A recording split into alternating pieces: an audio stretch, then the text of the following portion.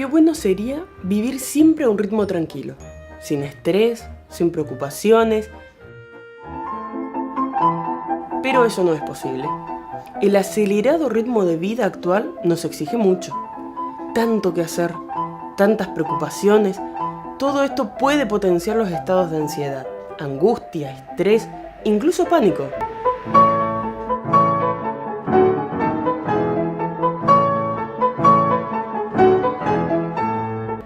¿Sabemos reconocer estos estados? ¿Qué podemos hacer al respecto?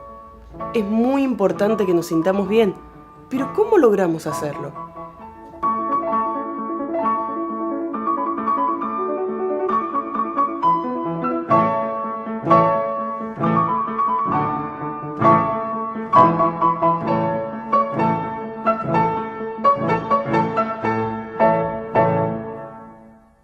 Hola, ¿cómo están?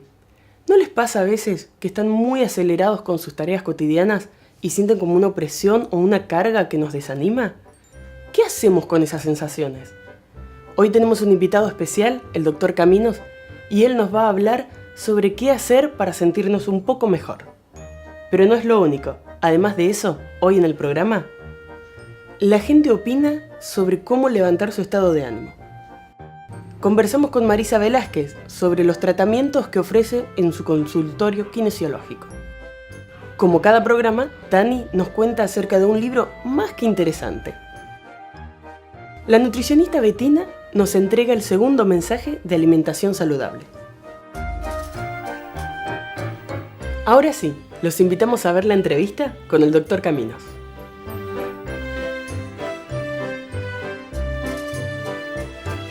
Bueno, yo soy psiquiatra, yo soy Pedro Martín Caminos, soy psiquiatra, médico psiquiatra.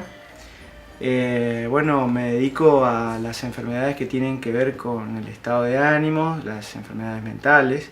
Esa es la especialidad de la medicina que se dedica a esto y es la psiquiatría. Estoy viviendo en Puerto Rico y desarrollando mi actividad hace 6 o 7 años. O sea, estoy de regreso al pueblo porque yo soy oriundo de acá y me fui a estudiar y trabajé en otras ciudades y estoy de nuevo acá en el pueblo hace este tiempo. Bien, la pregunta es precisamente conocer un poco de qué se trata esto del estado de ánimo. ¿Qué sería un estado de ánimo?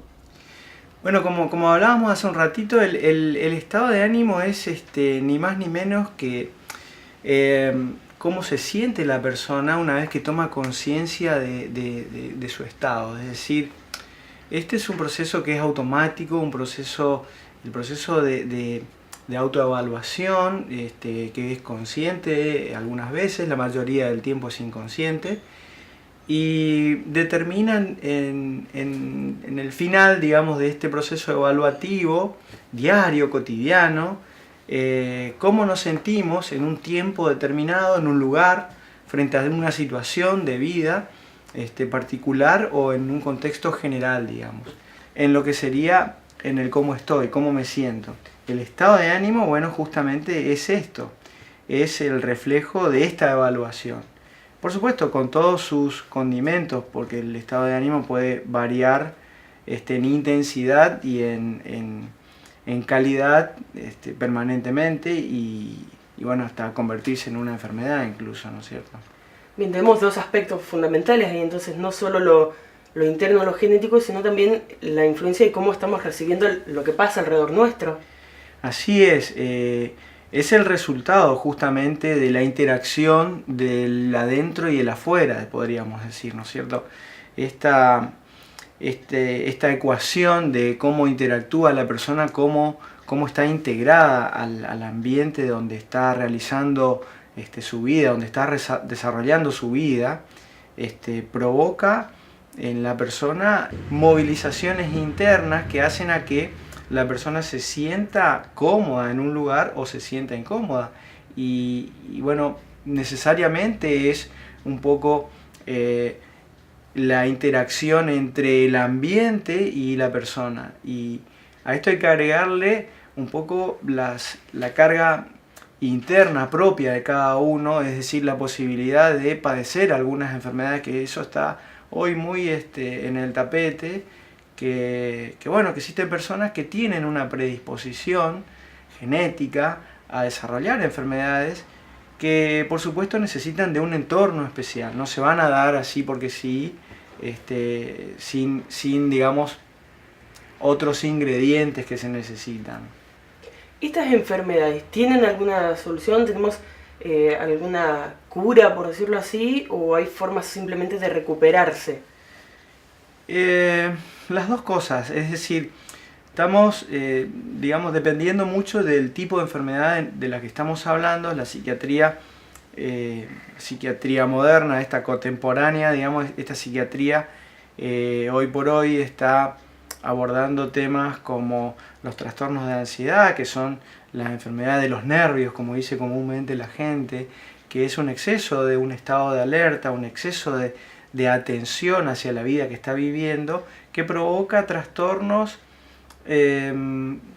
digamos, para no decir trastornos, provoca dificultades en la interacción de la persona con lo que está haciendo, con su vida cotidiana y con la relación, digamos, social, digamos, tanto en la familia, lo laboral, lo social, va trayendo diferentes dificultades y en definitiva de alguna manera esto se convierte en alguna enfermedad en algún momento, ¿no es cierto?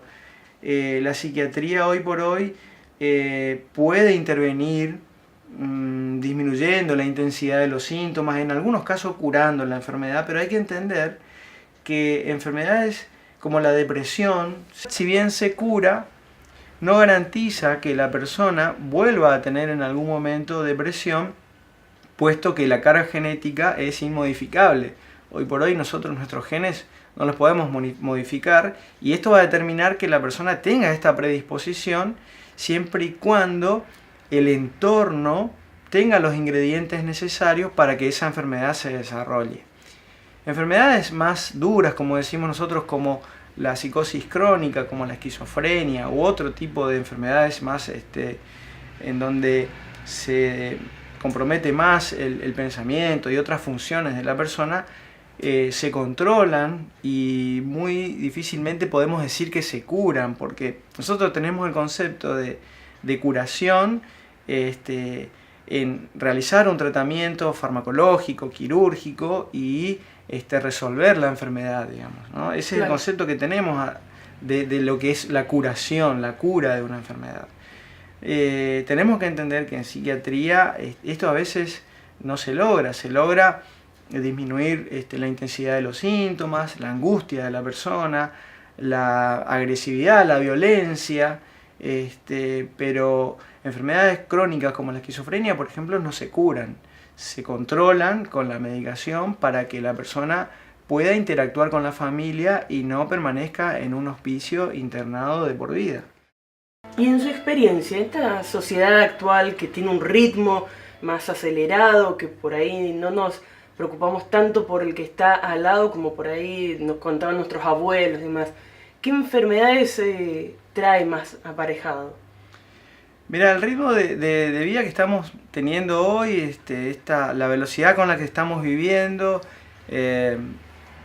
la tecnología, los medios, la informática, o sea, hay un montón de elementos que hacen a que vivamos con mayor velocidad de la que se vivía hace algunos años, no muchos, pero sí estamos viviendo como con más velocidad. Esto provoca un mayor vértigo, provoca también la necesidad de estar más alerta, puesto a que la velocidad a la que tiene nuestra vida, justamente cuanto más rápido vamos tenemos que estar más alerta, es el favorecedor de las que se llevan los laureles hoy en el consultorio, las que más vemos, que son los trastornos de ansiedad y los trastornos del ánimo.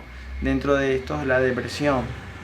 La depresión dentro de los trastornos del estado de ánimo, porque hay otros trastornos, como la enfermedad bipolar, que también está, digamos, se está diagnosticando más a pacientes que la han sufrido durante mucho tiempo sin saber que la han tenido. Esa es la realidad. No es que hay más ahora, sino que los criterios descubre realmente. Sí, cambiaron los criterios de diagnóstico, es decir, se fue afinando la puntería en la pesquisa, en la búsqueda de diagnósticos, y hoy estamos entendiendo mejor la sintomatología de personas que han padecido la enfermedad durante muchos años sin saber que la han tenido. Entonces, no es que se hace más cantidad de diagnósticos, sino que muchas estaban subdiagnosticadas, es decir, no tenían diagnóstico, y ahora sí aparecen con el diagnóstico y el tratamiento. O sea, la persona se entera que ha tenido tal enfermedad durante los últimos 30 o 40 años, toda su vida, supongamos. Y bueno, esto les brinda la posibilidad, en el caso de la enfermedad bipolar, de no sufrir las variaciones anímicas tan intensas que son características de la enfermedad, variaciones que nada tienen que ver con lo que le sucede en la vida, y de una intensidad muy grosera, excesivas alegrías, excesivas depresiones sin motivo, y les brinda una estabilidad que les permite vivir con mejor calidad de vida, ¿no es cierto? Valga la redundancia. Depresión y ansiedad también son consecuencia del ritmo que estamos viviendo. Vivir con la velocidad que estamos viviendo nos, como decía recién, obliga a estar más alerta, y en algunos casos este estado de alerta exagerado provoca enfermedades como los trastornos de ansiedad. ¿Cuáles son? Bueno, los más comunes son las fobias, que pueden estar acompañadas de los ataques de pánico o no. Los ataques de pánico son como un ataque de nervios, un ataque de ansiedad. ¿Cuáles son los síntomas? El que ha sufrido un ataque de pánico ha terminado en una guardia médica creyendo que se ha infartado, creyendo que ha tenido un infarto cardíaco. Es decir, si simulan mucho el cuadro cardíaco, ¿no es cierto? Un ataque cardíaco. Entonces es muy desesperante. La persona sufre mucho, se angustia mucho, piensa que se va a morir y acude a la guardia.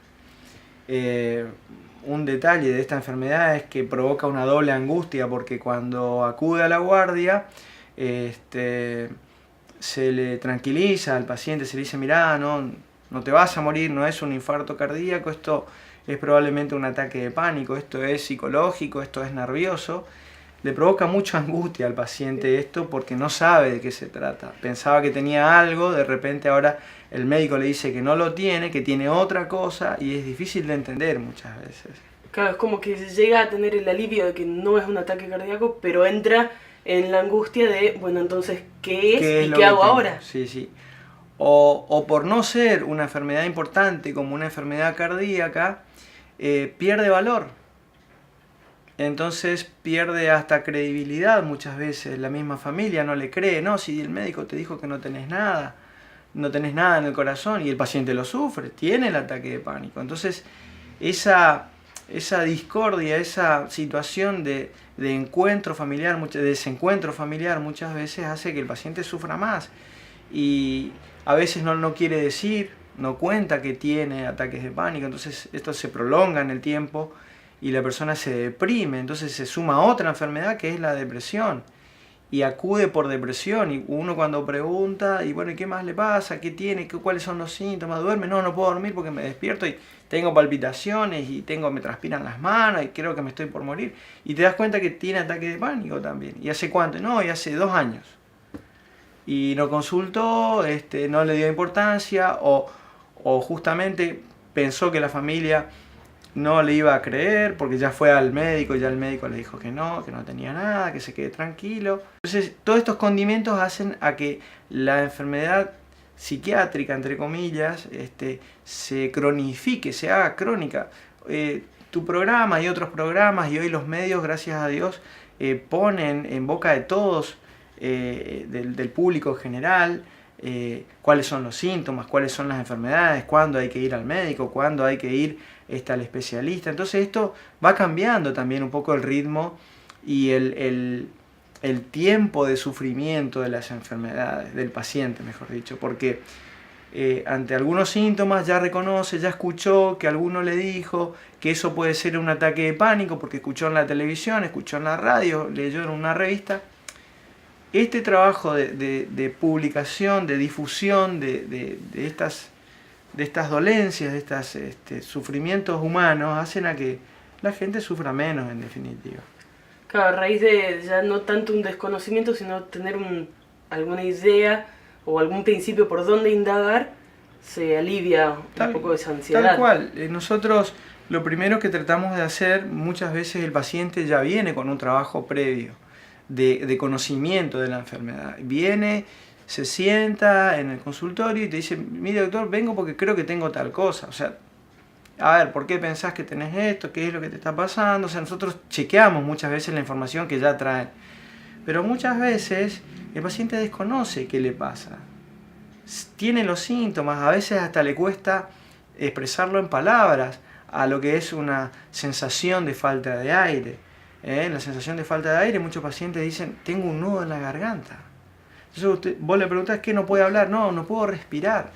Y ahí hay una diferencia entre decir, creo que me falta el aire y me voy a morir, a decir que tengo un nudo en la garganta. Hay un camino, un proceso un largo ahí. trecho, digamos. O sea, cada uno vive los síntomas de diferente manera y lo expresa de diferente manera. Esto es algo que es así en el consultorio, cada uno lo vive y lo expresa de manera muy particular, individual, de acuerdo a sus vivencias incluso. Y bueno, nuestra tarea es poder,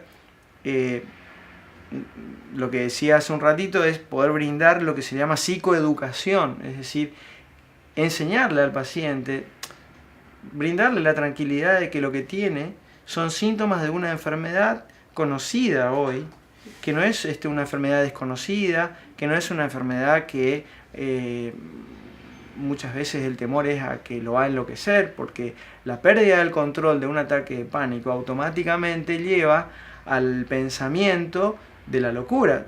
¿Qué me está pasando? Me estoy volviendo loco. Entonces, el miedo de la locura muchas veces está instalado en las personas y esto hace a que o la persona no consulte por este temor o rápidamente venga a la consulta y diga, doctor, creo que me estoy enloqueciendo, me está pasando esto, esto y esto. Entonces explicarle qué es lo que le pasa y ponerle un nombre y apellido al diagnóstico muchas veces ya provoca un efecto tranquilizador.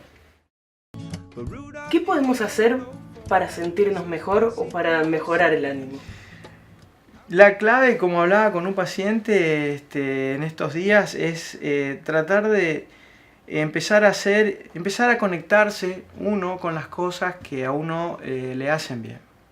Empezar a trabajar fuertemente en la conexión interna, en la conexión interior, en la toma de conciencia de cuáles son las cosas que a uno le hace bien y cuáles son las cosas que a uno no le hacen tan bien, hasta que a uno lo pueden llegar a enfermar, digamos.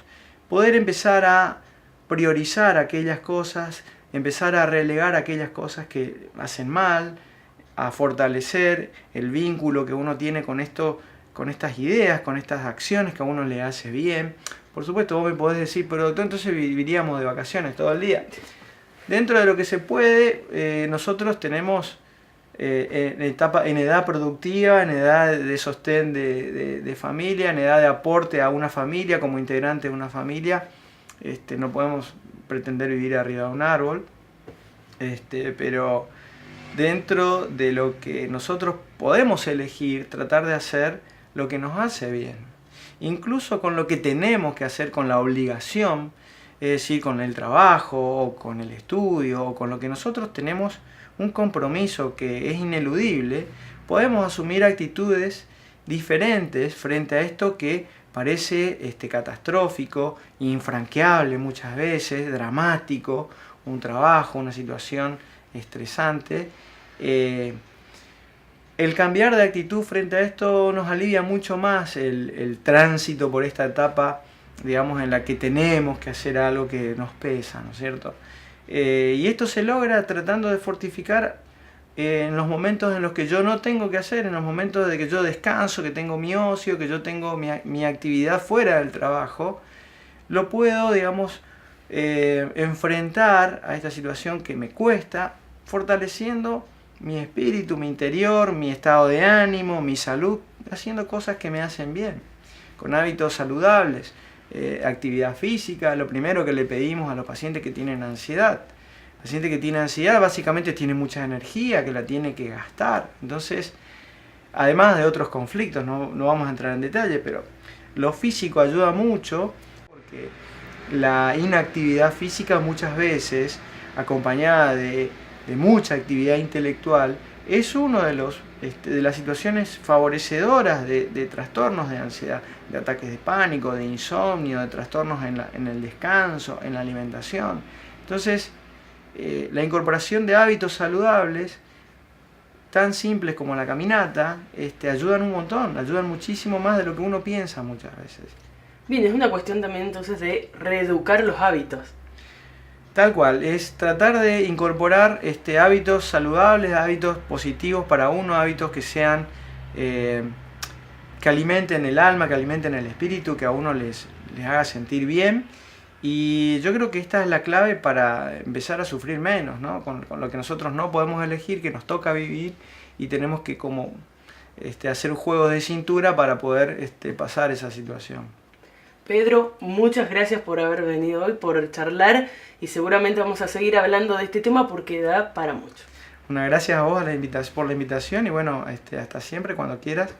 Estoy dispuesto a venir al programa otra vez sin problemas.